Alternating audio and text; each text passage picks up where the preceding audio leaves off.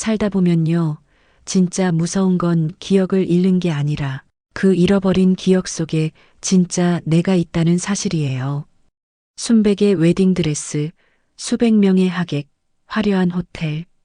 모두가 축복하는 그날, 그녀의 가슴 깊은 곳에서는 이상하게 낯선 불안이 꿈틀거렸습니다. 드레스 자락을 물고 나타난 더럽고 지친 한 마리 개. 그 눈빛을 마주한 순간 잊혀졌던 이름 하나가 머릿속을 찔렀죠. 지아야. 누구도 예상하지 못했던 작은 울림이 거대한 거짓의 무대를 무너뜨리기 시작합니다. 그녀는 정말 서하윤일까요? 아니면 송지아일까요? 호텔 신부 대기실 거울 앞에서 하윤은 자신의 모습을 바라보았습니다. 순백의 웨딩드레스가 그녀의 몸을 감싸고 있었지만 가슴 속에서는 이유 모를 불안감이 일렁였습니다. 하윤 씨, 정말 아름다워요. 메이크업 아티스트의 말에 미소를 지었지만 그 미소는 거울에 비친 자신의 눈까지 닿지 않았어요. 고마워요. 하윤은 자신의 얼굴을 유심히 살폈습니다. 완벽하게 정돈된 화장, 우아하게 올려진 머리카락. 모든 것이 완벽했지만 왜 이렇게 낯설게 느껴질까요? 문득 창밖으로 남산의 풍경이 보였습니다.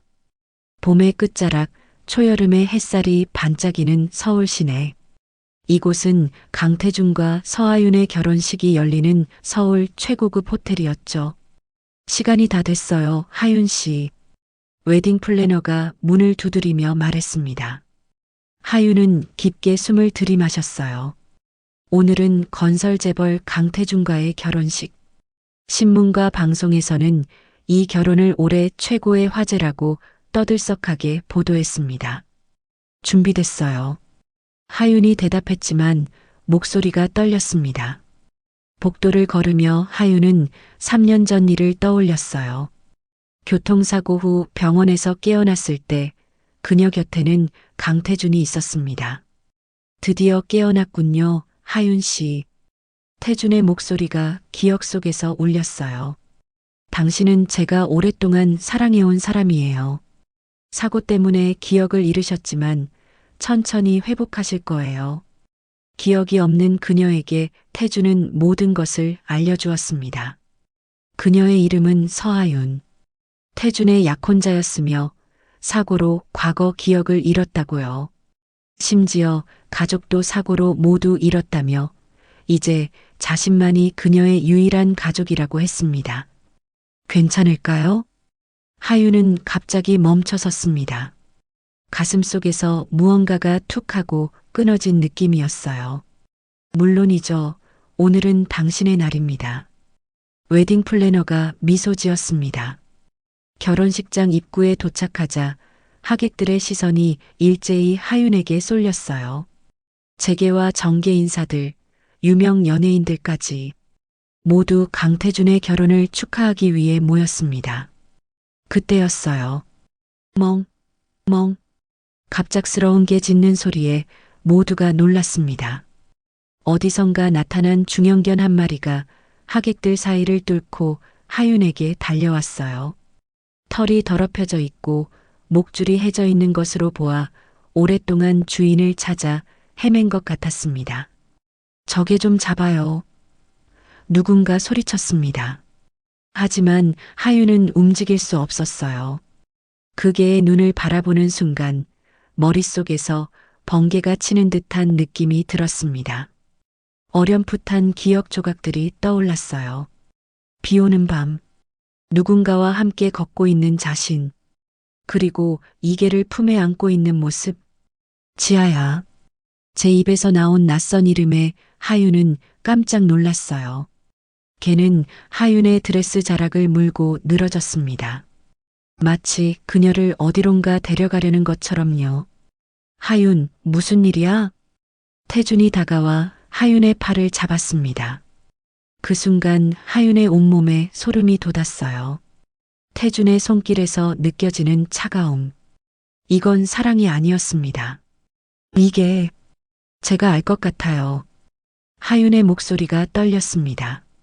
무슨 소리야? 기억을 잃기 전에도 당신은 개 알레르기가 있어서 키우지 않았어. 경비원, 저게 좀 치워주세요. 태준이 급하게 명령했어요. 그때 개의 목줄에 달린 작은 명찰이 하윤의 눈에 들어왔습니다.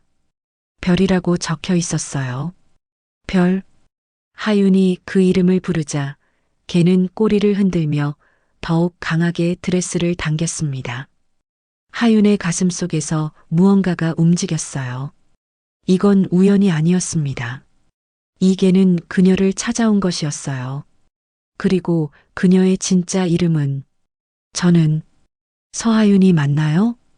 하윤의 말에 주변이 순식간에 조용해졌습니다.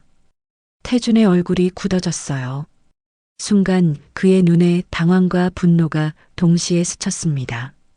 무슨 말도 안 되는 소리를. 태준이 낮은 목소리로 말했습니다. 하윤은 천천히 고개를 들어 태준의 눈을 바라보았어요. 그의 눈에서 사랑이 아닌 다른 감정을 읽었습니다. 공포? 분노? 아니면 계산된 무언가? 죄송합니다. 결혼식을 잠시 미뤄주세요. 하윤은 태준의 손을 뿌리치고 별을 따라 나섰습니다. 하객들의 놀란 외침과 태준의 분노에 찬 목소리가 뒤에서 들려왔지만 하윤은 멈추지 않았어요. 하윤은 숨이 턱까지 차오를 때까지 걸었습니다. 별이 앞장서서 길을 안내했고 그녀는 본능적으로 따라갔어요. 호텔 직원들의 놀란 눈길과 하객들의 수군거림이 등 뒤로 느껴졌지만 돌아볼 수 없었습니다. 저 신부 무슨 일이지? 강태준 회장님이 얼마나 당황스러우실까? 귓가에 맴도는 말들이 가시처럼 따갑게 느껴졌어요. 하지만 하윤의 마음속에는 이상하게도 해방감이 밀려왔습니다. 마치 오랫동안 숨을 참고 있다가 드디어 크게 들이마신 것 같은 느낌이었어요. 호텔 정문을 빠져나오자 초여름의 따뜻한 바람이 얼굴을 스쳤습니다. 그때 하늘에서 빗방울이 떨어지기 시작했어요. 이제 어디로 가야 하지? 하윤은 주위를 둘러보았습니다. 버나가 한복판에 웨딩드레스 차림으로 서 있는 자신의 모습이 갑자기 우스꽝스럽게 느껴졌어요. 사람들이 놀란 눈으로 그녀를 쳐다보았습니다. 비가 점점 굵어졌어요. 하윤의 드레스가 빗물에 젖기 시작했습니다. 별은 잠시 멈춰서서 그녀를 올려다보더니 다시 앞장서서 걷기 시작했어요. 너를 따라가면 되는 걸까? 별은 마치 대답하듯 짧게 한번 짖었습니다. 하윤은 빗속을 뚫고 별을 따라 좁은 골목길로 들어섰어요. 골목 모퉁이를 돌자 작은 간판이 눈에 들어왔습니다. 달빛 카페. 그곳은 아늑해 보이는 작은 카페였습니다. 하윤은 잠시 망설였지만 빗줄기가 더욱 거세지자 문을 밀고 들어갔어요. 어머, 웨딩드레스를. 중년의 여성이 놀란 표정으로 하윤을 바라보았습니다. 카페 안은 따뜻했고 고소한 커피 향기가 가득했어요. 죄송해요. 잠시만 비를 피해도 될까요? 하윤의 목소리가 떨렸습니다. 당연하지. 먼저 이걸로 몸을 좀 닦아요. 카페 주인은 수건을 건네주었습니다. 하윤은 감사의 미소를 지으며 구석 자리에 앉았어요. 별도 그녀 곁에 자리 잡았습니다. 혹시 도움이 필요하세요? 카페 주인이 조심스럽게 물었습니다. 하윤은 어떻게 대답해야 할지 몰랐어요. 자신이 처한 상황을 어떻게 설명할 수 있을까요? 혹시 이 개를 본 적이 있으세요? 하윤은 문득 이런 질문을 던졌습니다. 카페 주인은 별을 자세히 살펴보더니 고개를 끄덕였어요. 아, 이 아이구나. 몇 달 전부터 이 동네를 돌아다니더라고요. 주인을 찾는 것 같았는데. 혹시 당신이 주인이에요? 잘 모르겠어요. 하지만 이상하게 친숙해요. 그때 카페 TV에서 속보가 흘러나왔습니다. 오늘 오후 건설재벌 강태준 회장과 서하윤 씨의 결혼식에서 예상치 못한 상황이 발생했습니다. 신부가 갑작스럽게 식장을 떠나면서 결혼식이 잠시 중단되었는데요. 하윤은 얼굴이 하얗게 변했어요. TV 화면에는 그녀의 사진이 크게 나오고 있었습니다. 가슴이 쿵쾅거렸어요. 종이와 펜 좀 빌려주실 수 있을까요? 카페 주인이 건네준 종이에 하윤은 무의식적으로 뭔가를 적었습니다. 별이라는 글자였어요. 그러자 곁에 있던 개가 꼬리를 흔들며 반응했습니다. 너의 이름이 맞구나. 하윤은 자신의 휴대폰을 꺼냈습니다. 사진첩을 열어보니 모든 사진이 3년 전부터 시작되었어요. 그 이전의 기록은 전혀 없었습니다. 이상했어요. 모든 사진에는 강태준과 함께 있는 자신의 모습만 있었고 가족이나 친구는 보이지 않았습니다. 정말 이상해. 손가락으로 화면을 넘기며 하윤은 중얼거렸습니다. 연락처를 확인해 봐도 대부분 태준과 관련된 사람들 뿐이었어요. 학교 친구나 직장 동료의 연락처는 하나도 없었습니다. 실례지만 카페 주인이 다가와 물었습니다. 정말 괜찮으세요? 필요하시면 경찰서에. 아니에요, 괜찮아요. 하윤은 급하게 대답했습니다. 고마워요. 하윤은 서둘러 일어났습니다. 비가 그쳐가고 있었어요.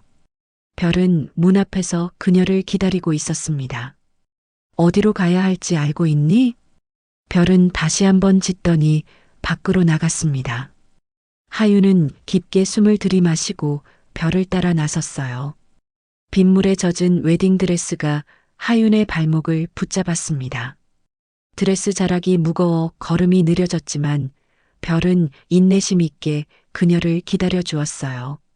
하윤은 별이 이끄는 대로 낯선 거리를 걸었습니다.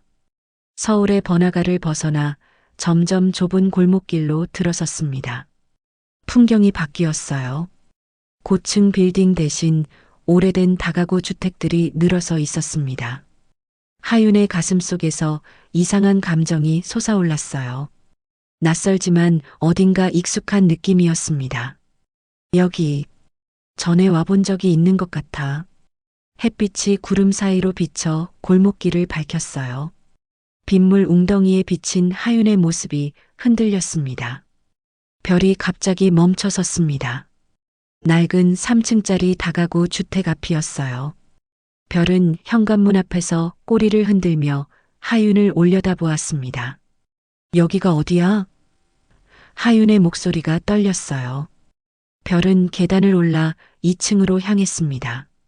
하윤은 무거운 드레스 자락을 들어 올리며 그를 따라갔어요.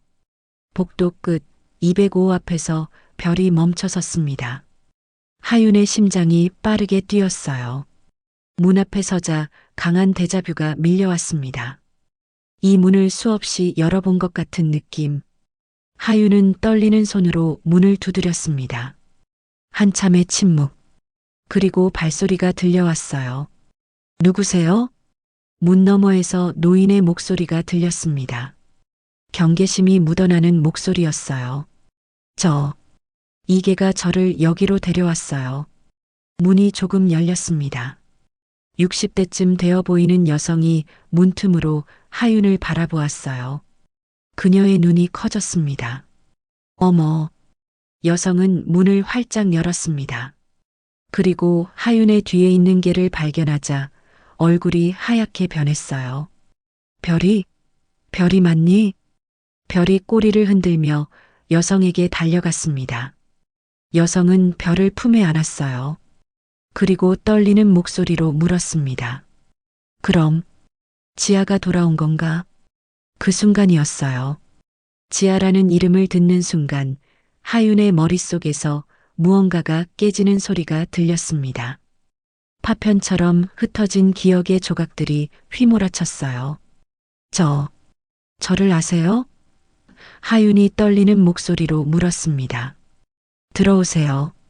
여성은 서둘러 하윤을 안으로 이끌었어요. 이렇게 웨딩드레스 차림으로 무슨 일이 있었던 거예요? 하유는 낯설지만 왠지 편안하게 느껴지는 집 안으로 들어섰습니다. 거실벽에 걸린 사진이 눈에 들어왔어요. 거기에는 자신의 모습이 있었습니다. 웨딩드레스가 아닌 평범한 옷을 입은 모습, 그리고 곁에는 별이 있었어요. 저, 누구죠? 하윤의 목소리가 떨렸습니다. 여성은 깊은 한숨을 내쉬었어요. 송지아. 내 이름은 송지아야. 지아. 그 이름이 가슴을 울렸습니다. 마치 오랫동안 잃어버렸다가 다시 찾은 보물 같았어요. 저는 송지아인가요? 서하윤이 아니라. 서하윤? 누가 널 그렇게 부르던가? 여성의 목소리에 걱정이 묻어났습니다. 하윤, 아니 지아는 천천히 소파에 앉았어요. 머릿속이 복잡했습니다. 여성은 물을 한 잔 가져와 그녀에게 건넸어요. 저는 오영자예요. 내 이웃이었지. 3년 전에 갑자기 사라졌어. 영자의 목소리가 떨렸습니다. 그녀의 눈에 눈물이 고였어요. 3년 전, 지아는 중얼거렸습니다. 제가 교통사고를 당했다고 들었어요. 영자는 놀란 표정을 지었어요. 사고? 아무도 그런 소식을 듣지 못했어. 넌 그냥 어느 날 갑자기 사라졌어. 영자는 일어나 서랍에서 폴더 하나를 꺼냈습니다. 그 안에는 신문 기사와 경찰 신고서가 있었어요. 난 내가 실종됐다고 신고했어. 하지만 경찰은 성인이 자발적으로 사라진 것 같다며 적극적으로 수사하지 않더라. 지아는 서류를 바라보았습니다. 거기에는 송지아 29, 한별법률사무소 사무장이라고 적혀 있었어요. 법률사무소. 그 단어가 지아의 기억을 자극했습니다. 사무실, 서류, 재판, 조각조각 기억이 돌아오기 시작했어요. 기억이나? 영자가 기대에 찬 목소리로 물었습니다. 지아는 천천히 고개를 끄덕였어요. 아직 모든 것이 흐릿했지만 한 가지는 분명했습니다. 저는 송지아예요. 서하윤이 아니라. 지아는 떨리는 손으로 영자가 내민 상자를 열었습니다. 그 안에는 3년 전 그녀의 물건들이 고스란히 담겨 있었어요. 노트북, 메모장, 몇 권의 법률 서적. 모두 낯설면서도 익숙한 물건들이었습니다. 이건 모두 내 것이야. 영자가 부드러운 목소리로 말했어요. 내가 사라진 후 집주인이 방을 비우라고 했을 때 내가 보관했지. 언젠가 돌아올 거라고 믿었거든. 지아는 천천히 물건들을 하나씩 꺼냈습니다. 손가락이 법률 서적에 닿자 이상한 감각이 전해졌어요. 마치 오랜 친구를 다시 만난 것 같은 느낌이었습니다. 저는 정말 법률사무소에서 일했던 건가요? 영자는 고개를 끄덕였어요. 5년차 사무장이었어. 아주 유능했지. 특히 부동산 관련 업무에 능했고 모두가 내가 언젠가 변호사가 될 거라고 말했었어. 지아의 가슴이 뜨거워졌습니다. 서하윤이라는 이름으로 살아온 3년. 그 시간 동안 자신이 누구인지 전혀 알지 못했어요. 강태준이 말해준 삶이 전부인 줄 알았습니다. 상자 바닥에서 작은 봉투가 나왔어요. 지아가 그것을 열자 USB와 몇 장의 서류, 그리고 작은 열쇠가 나왔습니다. 이건? 지아가 물었어요. 영자의 표정이 심각해졌습니다. 마지막에 내게서 받은 거야. 무슨 일이 생기면 이걸 경찰에 가져다 달라고 했어. 하지만 내가 사라진 후에도 연락이 없어서 어떻게 해야 할지 몰랐어. 지아는 USB를 바라보았습니다. 심장이 빠르게 뛰었어요. 이것이 자신이 사라진 이유와 관련이 있을까요? 노트북으로 볼 수 있을까요? 영자는 지아의 옛 노트북을 켜고 USB를 연결했습니다. 화면에 파일들이 나타났어요. 대부분 PDF 문서와 엑셀 파일이었습니다. 지아는 첫 번째 파일을 열었어요. 토지 매입 관련 의혹 자료라는 제목이 눈에 들어왔습니다. 파일을 열자 여러 건설회사의 이름이 나타났는데 그중 하나가 강태준 건설이었습니다. 순간 온몸에 전율이 흘렀어요. 강태준. 그 이름을 말하는 순간 무언가가 머릿속에서 깨어났습니다. 지아는 다른 파일들도 빠르게 살펴보았어요.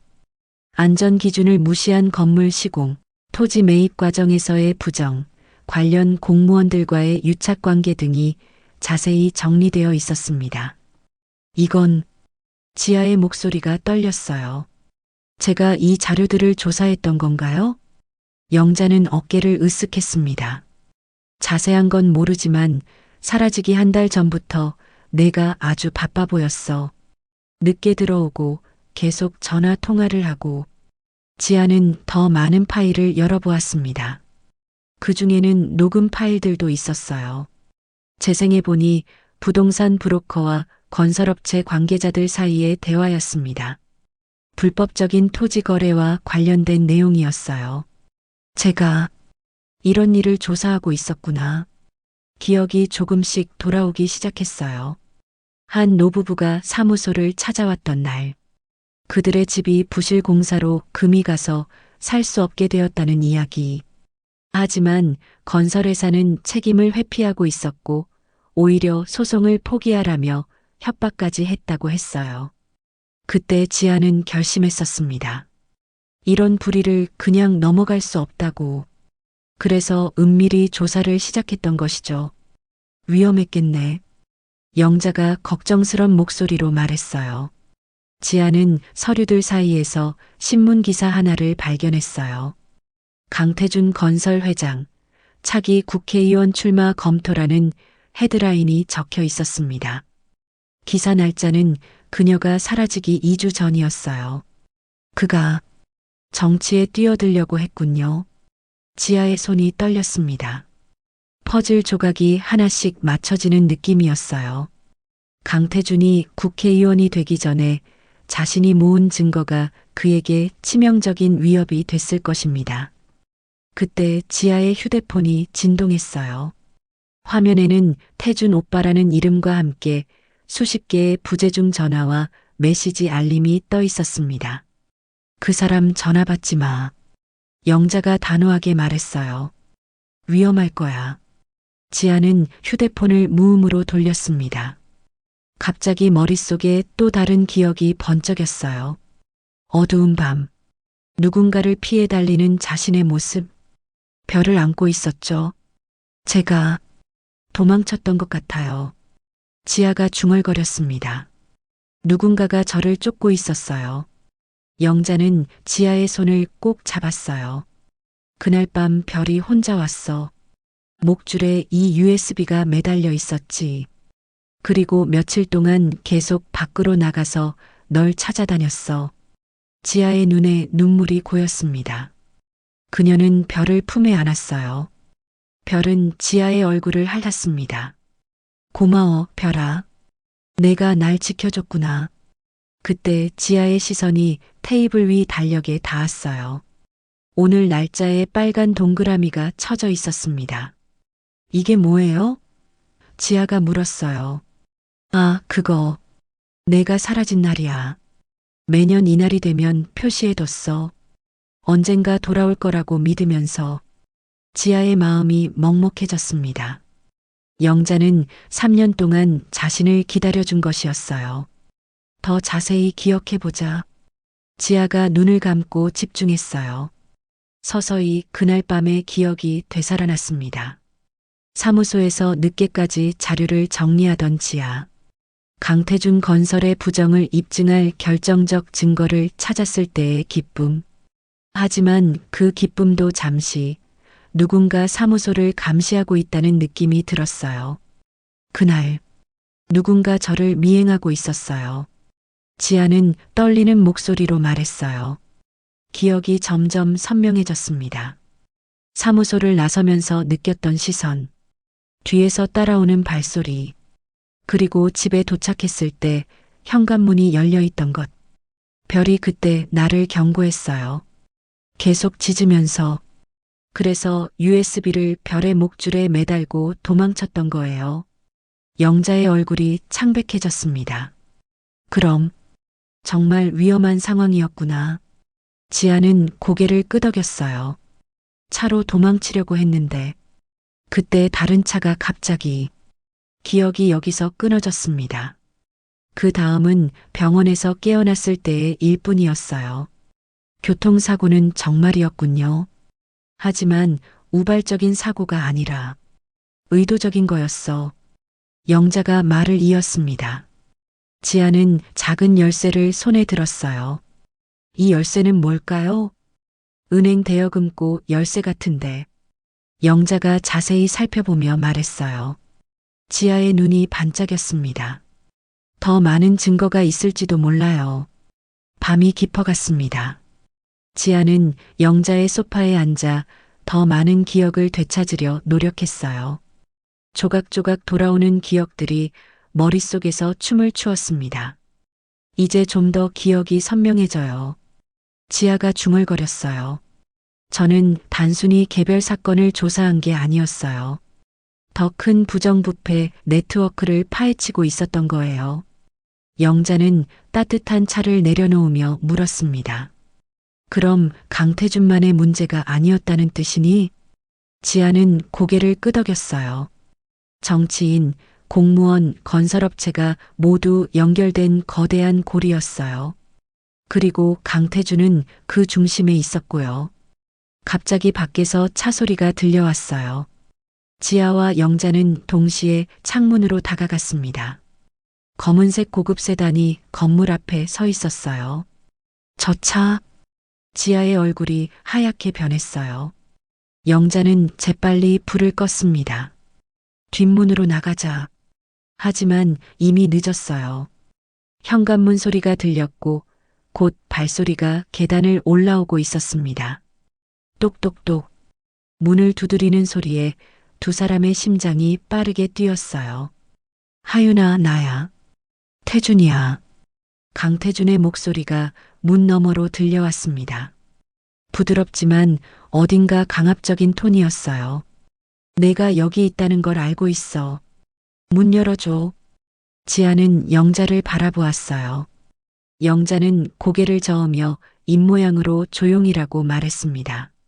하윤아, 내가 혼란스러운 건 이해해. 사고 후유증으로 기억이 돌아오면서 힘들 거야. 내가 도와줄게. 태준의 목소리는 여전히 상냥했지만 그 속에 숨겨진 위험함을 지아는 느낄 수 있었어요. 문을 열지 않으면 내가 직접 열 수도 있어.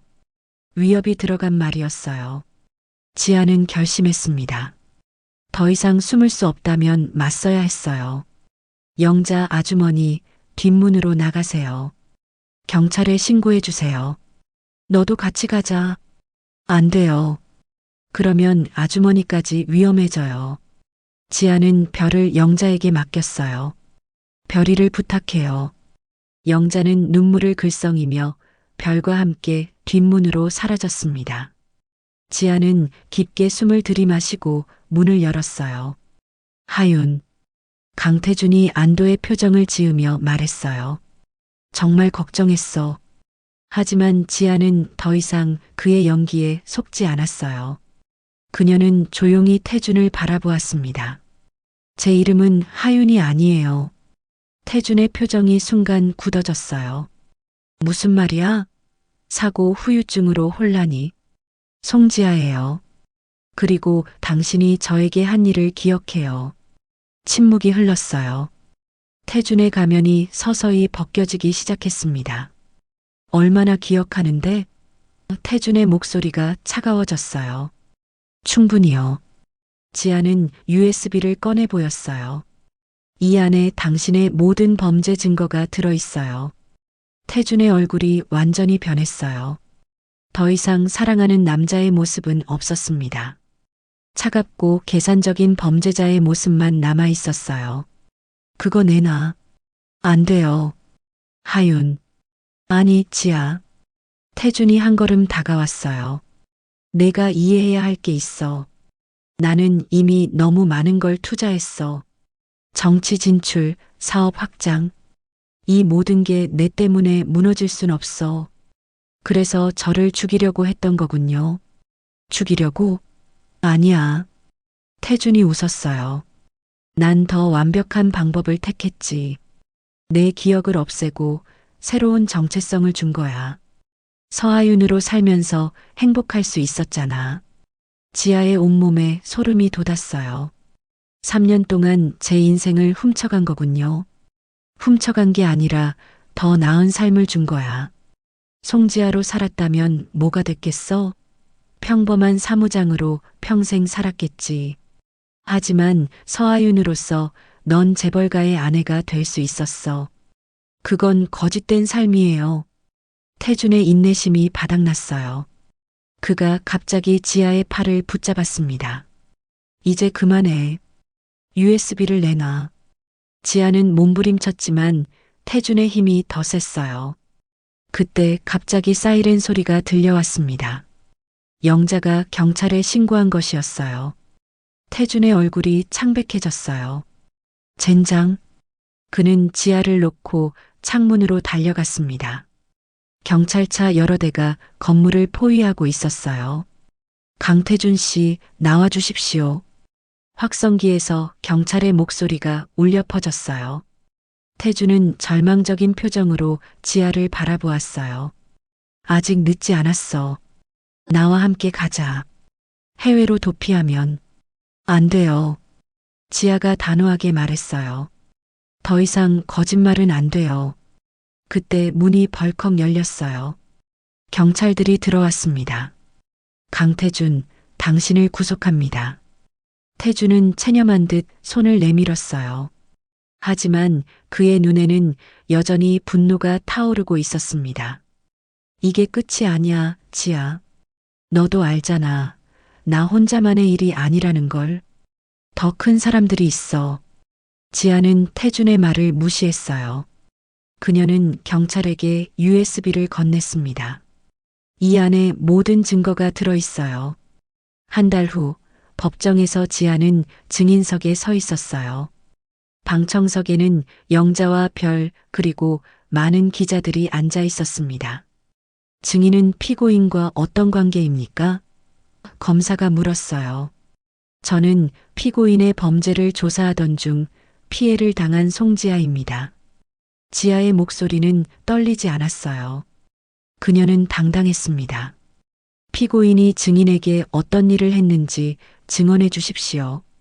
지아는 처음부터 끝까지 모든 것을 증언했어요. 조사 과정, 위협, 교통사고, 그리고 3년간의 거짓된 삶까지. 강태준은 변호인석에서 지아를 째려보았지만 그녀는 흔들리지 않았어요. 재판이 끝난 후 지아는 법원 앞에서 기자들의 질문을 받았어요. 3년간의 기억을 잃고 살았던 기분이 어떠셨나요? 힘들었지만 진실을 찾을 수 있어서 다행이에요. 그리고 이 일을 통해 더 많은 부정부패가 밝혀지길 바라요. 앞으로의 계획은? 지아는 잠시 생각했어요. 법률사무소로 돌아가서 제 일을 계속할 예정이에요.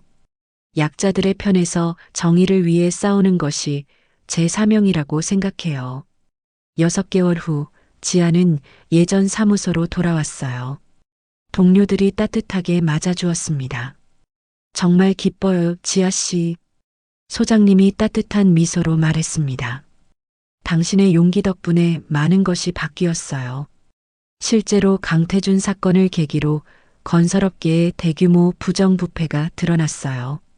여러 정치인과 공무원들이 구속되었고 관련 법률도 강화되었습니다. 지아는 새로운 사건 파일을 펼쳤어요. 또 다른 부당함을 당한 사람들의 이야기였습니다. 열심히 하겠습니다. 그날 저녁 지아는 영자와 별과 함께 새 집에서 저녁을 먹었어요. 이제 그들은 진짜 가족이 되었습니다.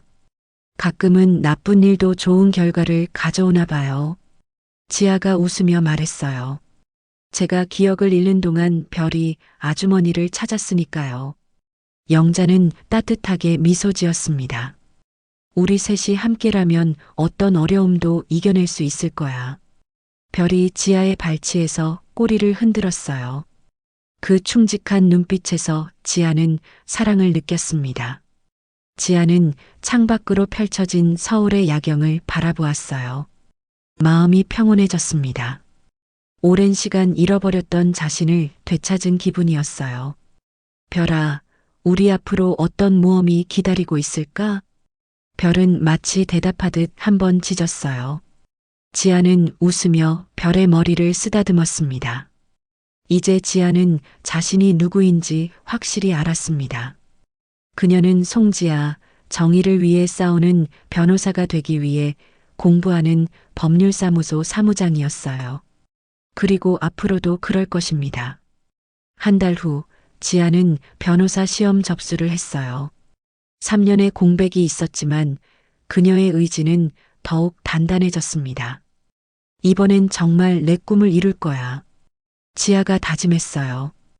영자와 별이 그녀를 응원하며 함께 웃었습니다. 석양빛이 지아의 얼굴을 물들였습니다. 그녀의 눈에는 희망이 반짝였어요. 긴 터널을 지나 마침내 빛을 본 것 같은 기분이었습니다. 진실과 정의는 결국 승리했어요. 그리고 송지아의 진짜 이야기는 이제 막 시작되었습니다. 때로는 가장 충직한 친구가 우리를 올바른 길로 인도해주는 법입니다. 별이 그랬듯이 진실은 결국 어둠을 뚫고 빛을 찾아내는 거니까요.